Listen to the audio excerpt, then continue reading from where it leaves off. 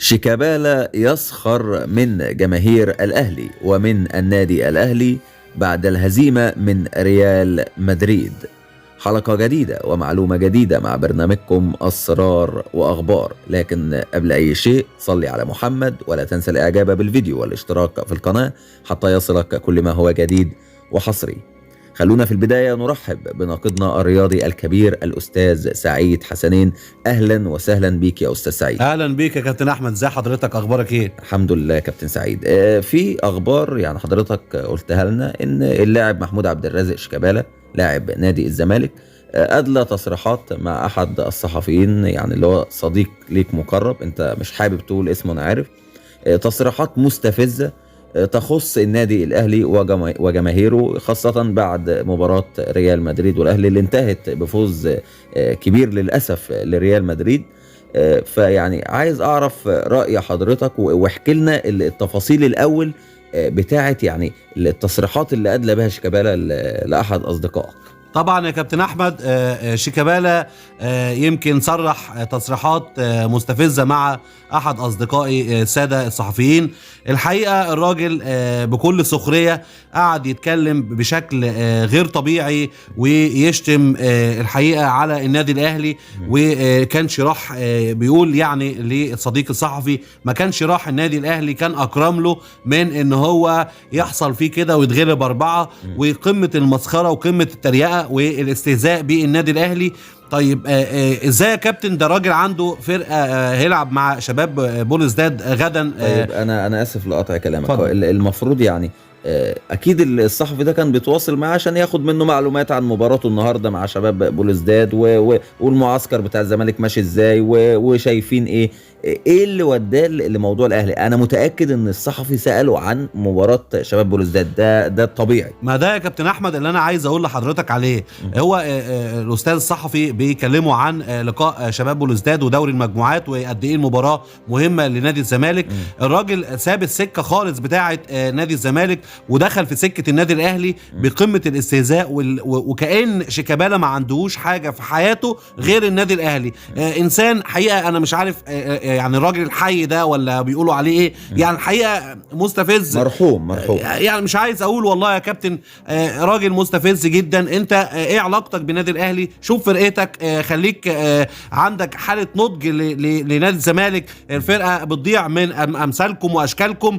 يعني احترم نفسك واحترم عقليات جماهيرك. الحقيقه انت يعني انسان غير طبيعي الحقيقه. يعني هو ماشي على نهج وسياق رئيس ناديه مرتضى منصور، فمش غريب يعني على اللعيبه الزملكاويه والمنظومه الزملكاويه ان هم يعني يشمتوا في النادي الاهلي، ولكن النادي الاهلي يعني قدم حاجه كبيره قوي للكره المصريه. كابتن احمد، انت متخيل قد ايه راجل سايب نادي الزمالك وسايب تركيز فرقته خالص وبيتكلم على الاهلي؟ انت مالك يعني؟ انت يا عم فوق لنفسك، فوق. انت عندك كوره وعندك انت ايه علاقتك بالنادي الاهلي؟ انت انسان مقرف حقيقه. يعني خليك في فرقتك، اعرف الدوري المجموعات هتعمل فيها ايه، بدل ما انت بتتغلب من تقريبا فاركو وغير فاركو ومن طوب الارض. يعني انت ركز، الاهلي النهارده بيلعب على ثالث العالم مثلا. انت فين؟ انت مين؟ انا ما شفتكش. حاجه يعني حاجه مستفزه لما يكون لاعب بتاريخ كبير واسم كبير. شيكابالا عنده تاريخ كبير وعنده اسم كبير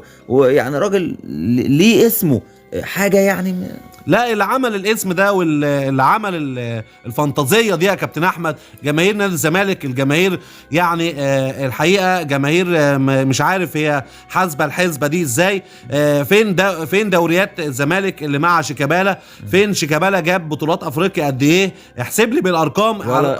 هي بطوله يتيمه كانت عام 2003، واعتقد كان شيكابالا كان قاعد على الدكه او كان لسه اصلا ما تصعدش الفريق الاول يعني على حد معلوماتي، فما قدمش يعني حاجه ولا المنتخب مصر ولا نادي الزمالك خالص يا كابتن. نادي الزمالك نادي فقير باللعيبه اللي زي شيكابالا، فقير بادارته، فقير بمرتضى منصور، يعني الراجل ده الفرقه دي فقيره باللي طيب بيحصل فيها. يعني الخناقه بتاعته مع مصطفى شلبي انتهى الموضوع؟ ويعني انا عارف ان انت ليك مصادر داخل نادي، انتهى الموضوع ولا لسه الخلافات مستمره؟ مشاكل كابتن شيكابالا تقصد؟ الخناقه اللي مع مصطفى شلبي اللي كانت من 4 ايام. عايز اوضح لك حاجه، شيكابالا كل يوم عنده مشكله يا كابتن احمد. شيكابالا النهارده في مشكله مع اللاعب ده، بكره في مشكله.